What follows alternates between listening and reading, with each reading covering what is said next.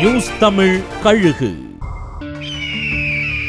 3 கட்சியிலேருந்து அழைப்பு வர்றதுனால எந்த கட்சியை தேர்வு செய்யறதுன்னு தெரியாம ஒரே குழப்பத்துல இருக்காங்களாம் சீமானின் அன்பு தங்கை ஒருவர்.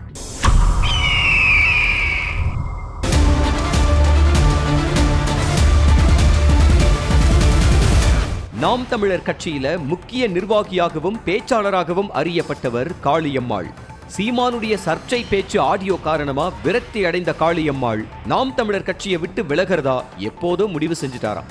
ஆனா ஒரே நேரத்துல அதிமுக, தமிழக வெற்றி கழகம், திமுகன்னு 3 கட்சிகள்ல இருந்தும் அழைப்பு வந்திருக்கிறதுனால எந்த கட்சிக்கு போனா தனக்கு எதிர்காலம் நல்லா இருக்கும்னு தீவிர யோசனையிலையும் தயக்கத்திலையும் இருக்காங்களாம் காளியம்மாள். சீக்கிரமே திமுகவில் இணையறதுக்கான வாய்ப்புகள் அதிகம்னு விவரம் தெரிஞ்சவங்க சொல்றாங்க.